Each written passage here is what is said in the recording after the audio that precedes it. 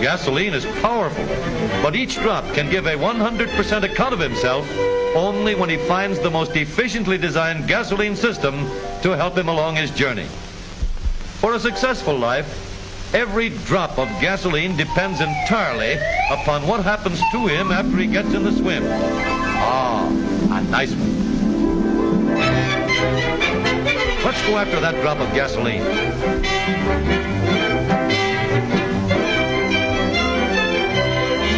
So this is what the inside of the gas tank looks like.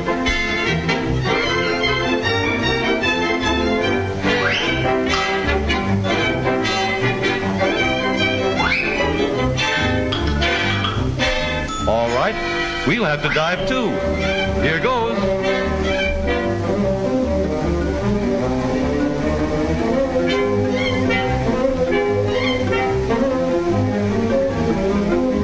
No, this isn't the water main.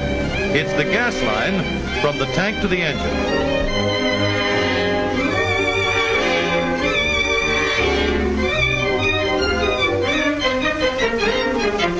It's a good thing it's cool in this gas line.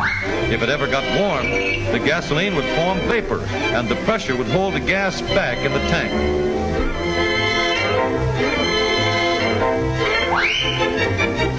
But we won't get stuck because this pipe is on the right side of the car, while the hot exhaust is far over on the other side.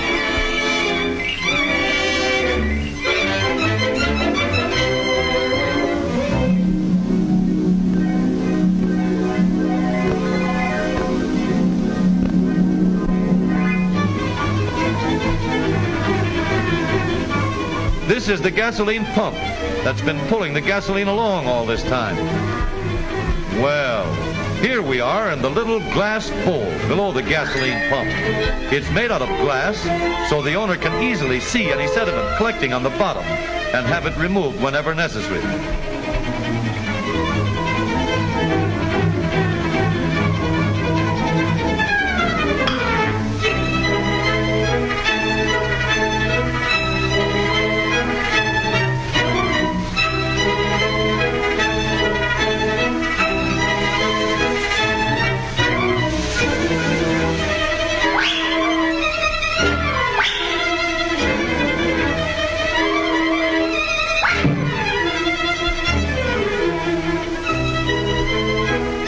We can't stop long here. Guess the only place we can get out is through that screen up there. And is that going to be tough? The holes are certainly small. 14,000 of these tiny holes to the square inch keep dirt from reaching the carburetor. Even water can't get through this screen.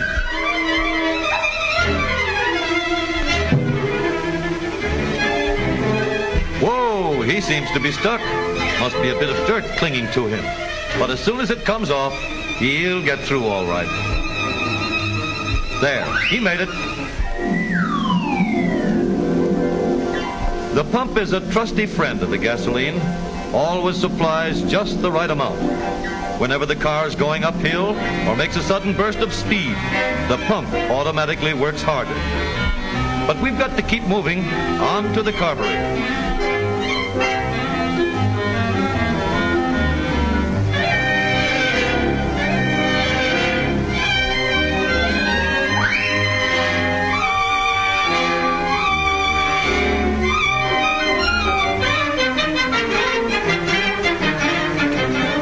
We just came through the needle valve that lets the gasoline into the carburetor. That is the float on top of the gasoline. It controls the needle valve, keeping just the right amount of gas here in the bowl of the carburetor. Hey, there goes our drop again. He's going down through the metering jet at the bottom, but he's still in the carburetor. How's that for wind? It roars through the carburetor, sometimes at a speed as high as 800 miles an hour to vaporize the gasoline.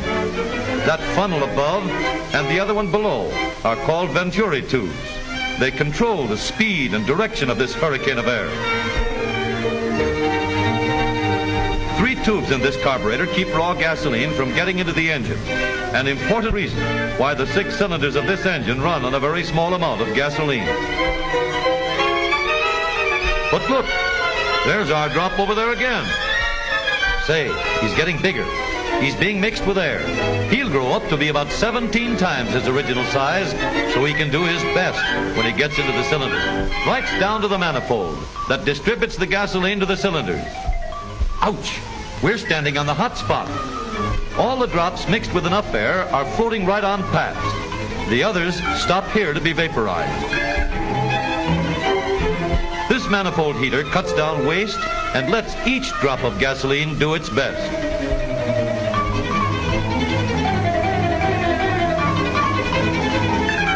Here we go down the manifold.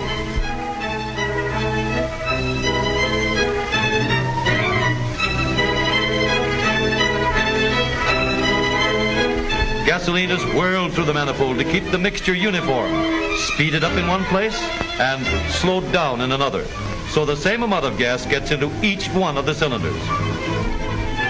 These are the valves that control the gas going into the cylinders. These big intake valves certainly make it easy for gas to get into the cylinder. No crowding, no pushing, no waste. Important for gasoline economy. There's the spark plug up there, just in the right place to burn all this gasoline. And here comes that great big piston.